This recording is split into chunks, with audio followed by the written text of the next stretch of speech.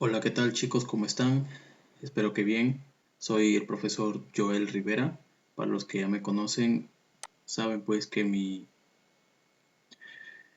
método de estudio, mi método de enseñanza es el siguiente.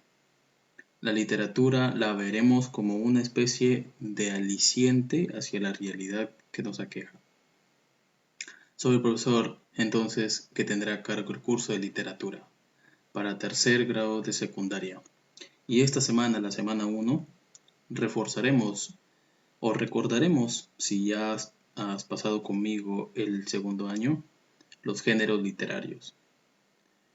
Si no sabes de qué estamos hablando, voy a hacer igual una introducción a la literatura en la clase.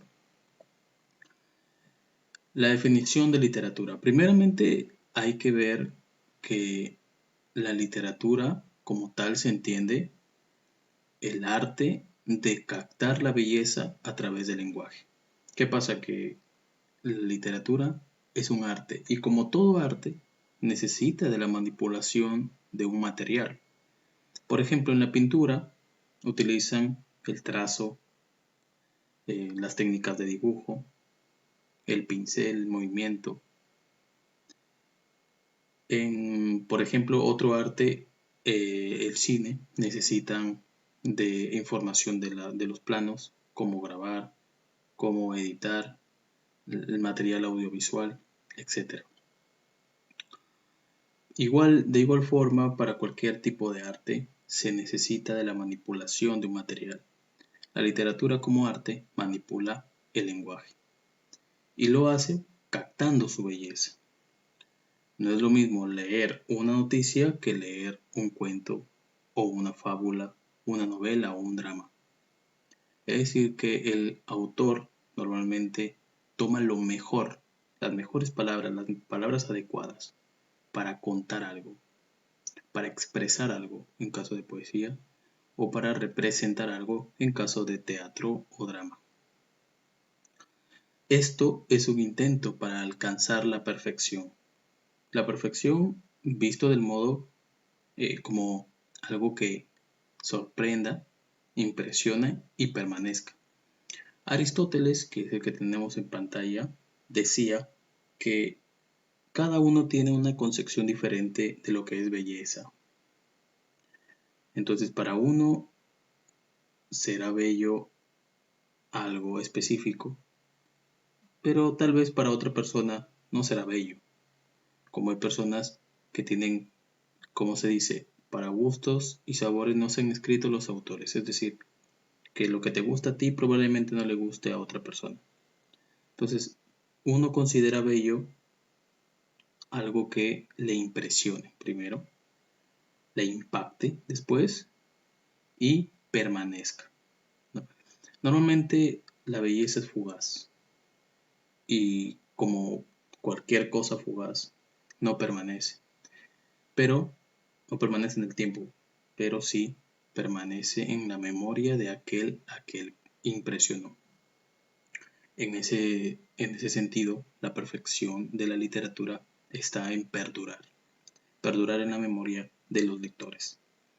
Entonces, la palabra literatura proviene del latín litera, que significa letra, por lo cual la literatura está íntimamente ligada a la escritura.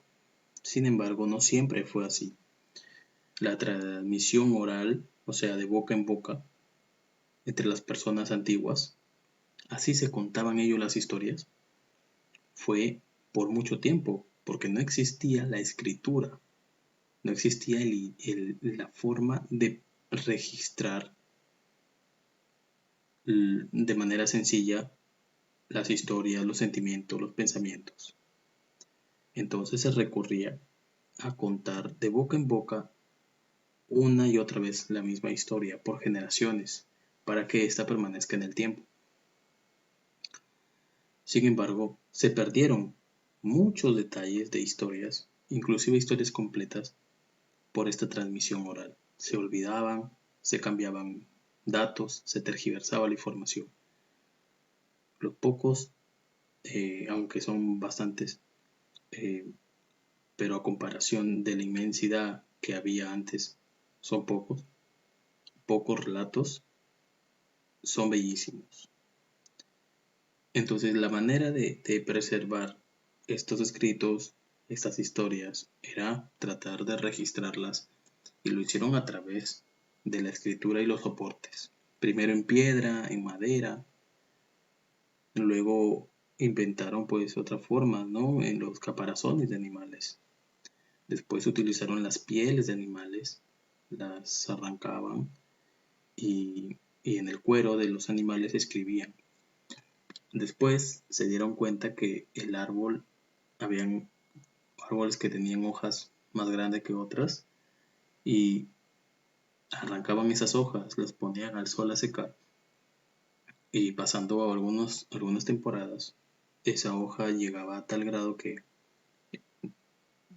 tenía la consistencia para soportar que alguien escriba algo sobre, con sangre de animales o con las mismas sustancias de los vegetales.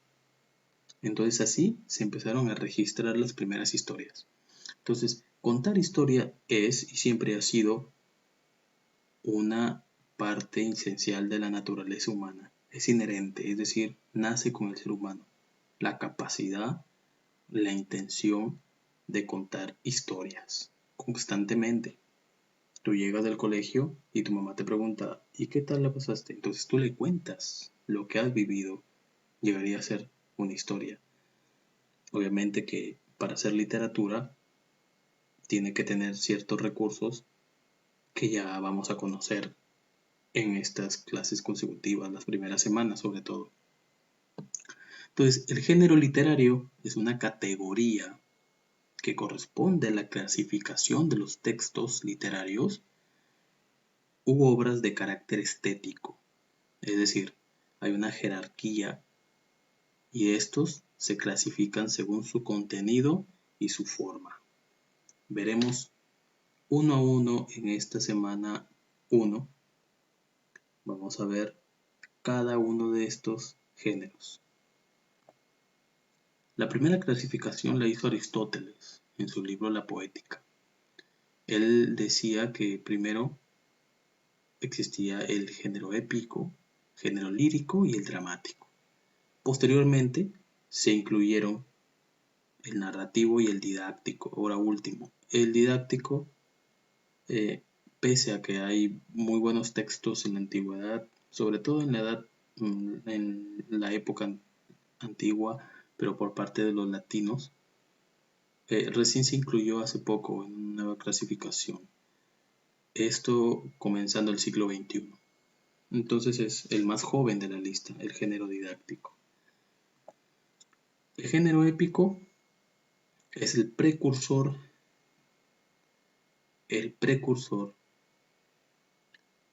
de la lírica y la narración, o sea, el género narrativo. ¿Por qué? Porque el género épico narraba historias, pero utilizando el verso, la rima. Por eso es que se dice que es el predecesor del género lírico, aunque algunos piensan que es contemporáneo. Entonces, el mayor representante de este género fue el aedo y filósofo griego Homero. Homero escribió 2 obras de tal magnitud y de tal calidad literaria que hasta ahora conservamos el recuerdo y la memoria y el registro de estas obras. Tenemos entre las mejores la Ilíada y la Odisea. Ambos pertenecen al género de la epopeya, el subgénero de la epopeya, que están dentro del género épico. Ya veremos nosotros las especies literarias.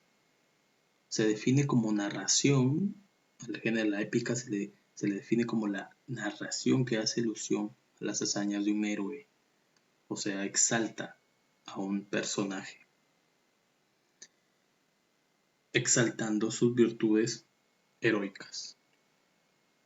En la narración, en la épica, intervienen héroes, dioses, semidioses, seres mitológicos. Por eso estas historias son fantásticas, chicos, se las recomiendo bastante.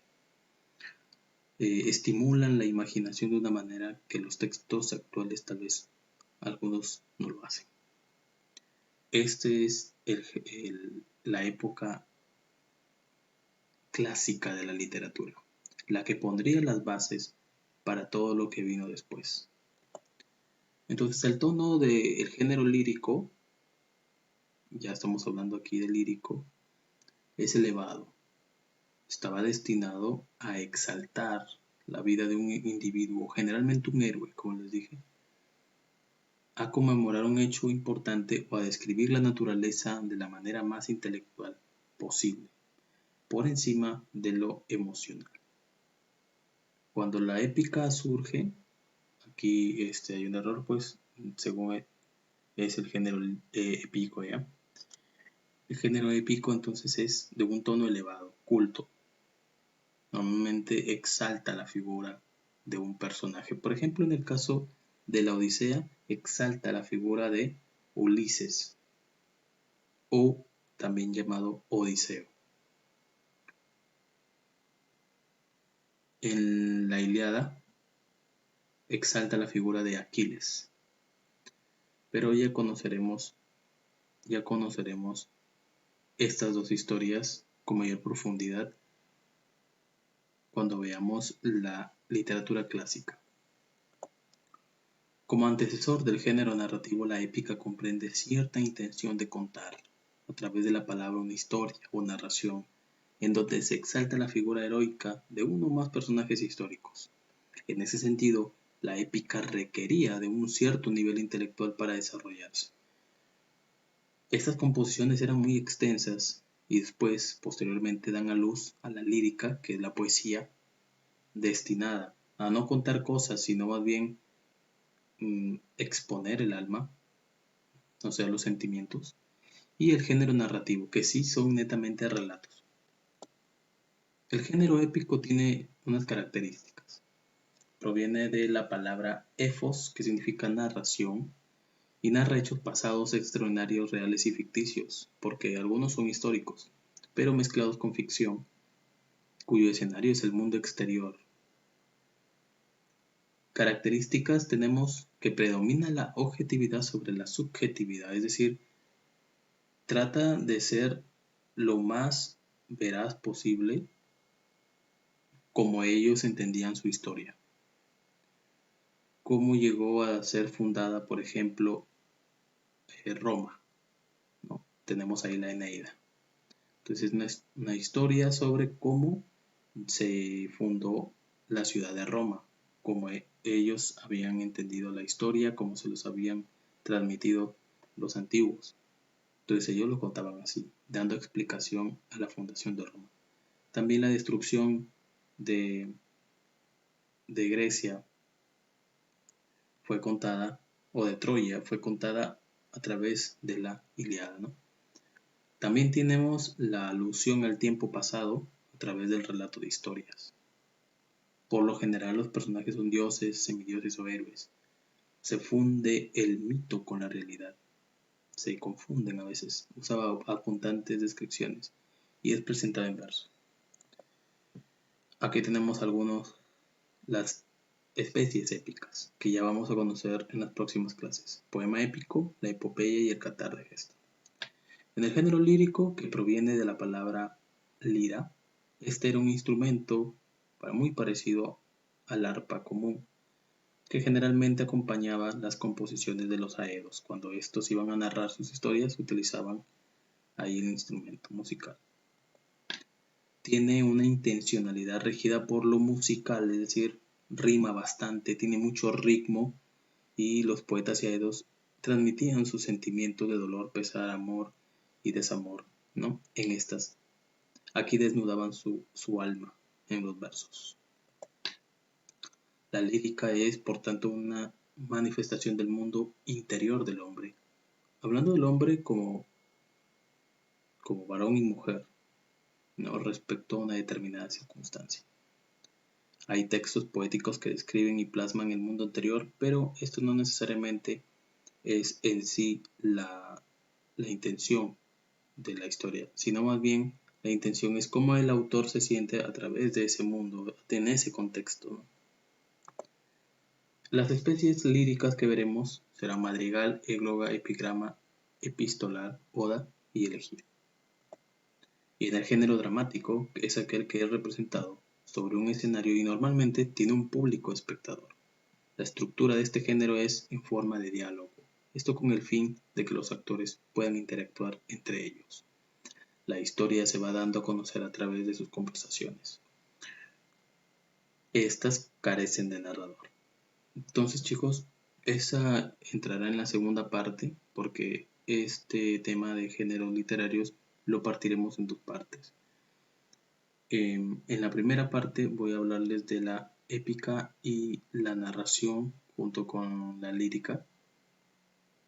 Y en la segunda parte vamos a hablar del género dramático y del didáctico. Muy bien, entonces eso ha sido todo, chicos. Si no han entendido alguna parte, pueden repetir el vídeo las veces que puedan. Y yo en la clase de esta semana, la semana 1, vamos a profundizar nuestros conocimientos sobre este vídeo, sobre los datos que he dado. Y vamos a hacer también una interacción entre ustedes para desarrollar algunos ejercicios literarios. Entonces conmigo será en esta semana hasta el día que nos toque. Cuídense mucho. Chao, chao, chicos.